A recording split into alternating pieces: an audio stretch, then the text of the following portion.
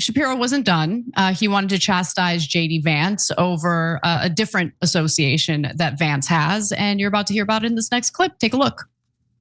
Listen, maybe the vice president thinks he has to kiss Theo Vaughn's in order to keep him in the coalition. And that's his political calculation. I think it's a bad political calculation. There's no politician who is fully capable of just picking up a prior president's coalition and then just carrying it forward. It didn't work for Hillary Clinton with Barack Obama. It's not going to work for JD Vance with Donald Trump. Just because Theo Vaughn and Joe Rogan back Trump doesn't mean that they're going to get behind Donald Trump. They're going to get behind JD Vance.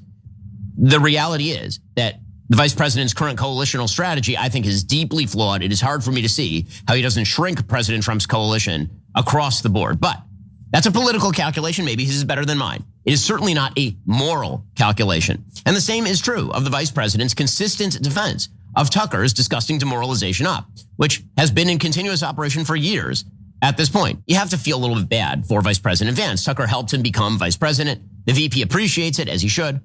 But now, because of his connections to Tucker or his desire to maintain Trump's coalition, a coalition that is broad and complex, he's been relegated to placating the crazies, assuming he doesn't actually agree with them. Wait, Tucker Carlson is part of the crazies? Tucker Carlson's on a generational run right now because he's speaking truth.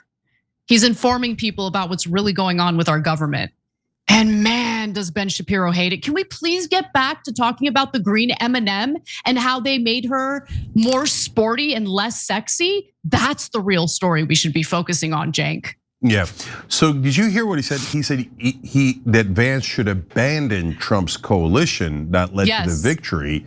Yes. Because only going towards Israel first will help you win an election? But wait a minute. The Israel First shows like Shapiro's and Levin's are down to like single-digit viewers. Nobody's watching them anymore. Tucker and Megyn Kelly are piling up millions and millions of views, and they're both now against Israel. So what kind of free market? Yeah, but what kind of political calculation is that? No, he's not asking for the correct political calculation. He's telling JD Vance, you better watch yourself. Remember, we're in charge. It doesn't matter how popular Theo Vaughn or Tucker Carlson is. It doesn't matter how unpopular we are. We're in charge, JD, and you'll do as you're told. He's basically telling him, commit political hara-kiri on behalf of Israel. And so, yeah. Sorry, Cenk. And you know what's so crazy? I know that there's this like very strong effort to paint JD Vance as a dove, as someone who would have handled all this foreign policy so differently. But there's literally no indication of that, none. Okay, there was the New York Times article that was published recently showing that the Israelis had hoodwinked Trump into entering this war against Iran. And someone from the administration leaked the information to Maggie Haberman over at the New York Times. And the only person who came out looking kind of good in that article was JD Vance, who purportedly pushed back against invading Iran or starting a war with Iran. Now, I suspect, this is my speculation, that Vance was the one who leaked it because he wants to paint himself as a dove. But there is no indication that he is a dove. He's never pushed back against Trump's foreign policy. In every public appearance, he's only doubled down or supported Trump's foreign policy. But that doesn't matter. It's still not good enough for Ben Shapiro, who, if he were smart, would understand that much like Donald Trump, JD Vance is bought and can be bought further. Nonetheless, this is what you'll hear from Ben Shapiro. Yeah, so Maggie Haberman also had to clarify, yes, in an earlier New York Times story, they did report that actually JD Vance said to not do limited strikes, but go in big. Oops. Now, last thing I was gonna say earlier, Anna, is 57% of Republicans under the age of 50 have a negative view of Israel. And obviously by the next election, that'll be a bigger number, not just because of the trend that's happening, but because those folks are gonna get older, and some of the older folks that watch Fox News are not gonna be around in the next election. So even so, if it just held steady right now, it'd be political suicide to go against 57% of your voters under the age of 50. And now for men under the age of 50, for the whole country, not just Republicans, Israel is at a negative 47% approval. Negative 47, but Shapiro says walk the plank. Okay, and to be fair, Israel did get Joe Biden and Kamala Harris to walk the plank for them, and now now Trump is walking the plank for them, and they're demanding that JD Vance also walk the plank. Kill off your own career to serve beloved sacred Israel. And again, Jake, no matter how much JD Vance goes along with this devastating foreign policy, and it's not only devastating for the human lives that are lost, it's devastating for JD Vance's political future. But nonetheless, he goes along with it, and it's still not enough for Ben Shapiro, because a little later, Shapiro accused Vance of being disloyal to Trump's foreign policy. Take a look. I recognize that a lot of young voters don't love the policy that we have in the Middle East.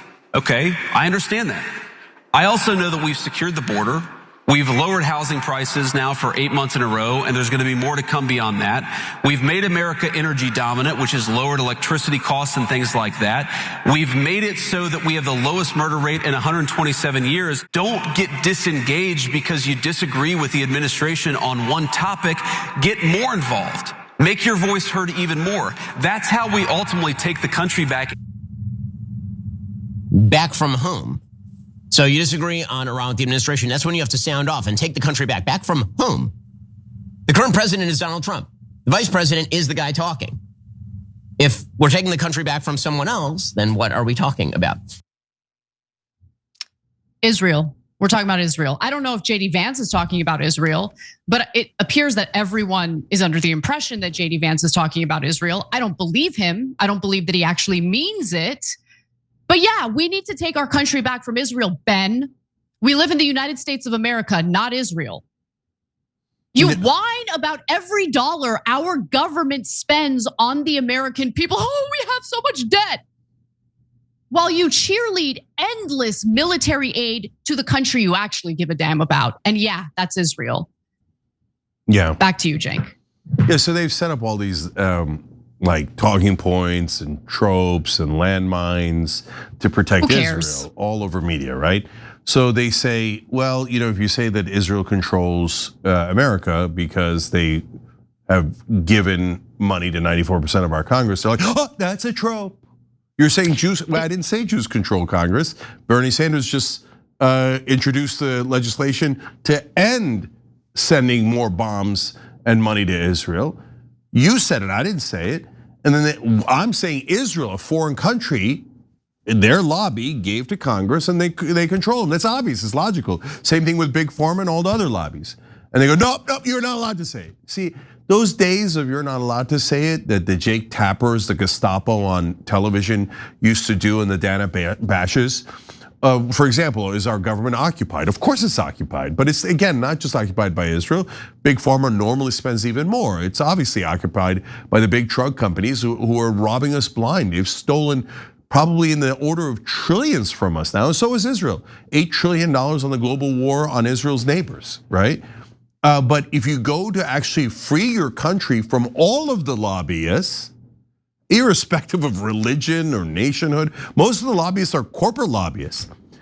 The Dana Bash and Jake Tapper and everybody on cable news will come out, not just Fox News, CNN, New York Times, Washington Post will come out and go, anti-Semite, Nazi, because they say if you say that Israel's occupying our government, that says Nazi talking. What?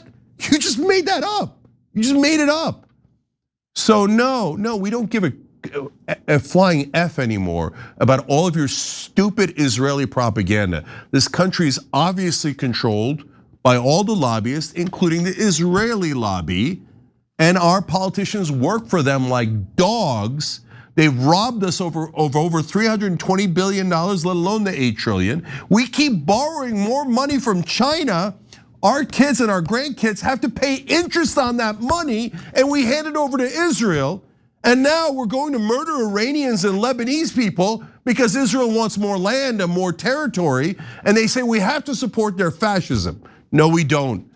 They're a disgusting foreign government that is acting in a terroristic, fascistic way. And America doesn't do fascism. We fight fascism. So no thank you. Please get the F out of our country. And if you're offended by that, good. I'm so glad you're offended. I want to deeply offend everyone who says that America must bow and kneel to Israel. God, I hope you're offended. I hope you're 1,000 times more offended than you have ever been. I am not going to bow, and America's not going to bow to Israel. We're sick of our disgusting politicians serving you and not us. I hope they all get wiped out politically. All of them. All the corrupt sons of bitches, and I hope all of mainstream media goes up in flames. They're not objective, and I hope they're all bankrupt. They're not objective at all. The idea that they're objective is the biggest lie of all. They're deeply corrupt and biased and serve a different government and serve all the lobbies. Every time you ring the bell below, an angel gets his wings. Totally not true, but it does keep you updated on our live shows.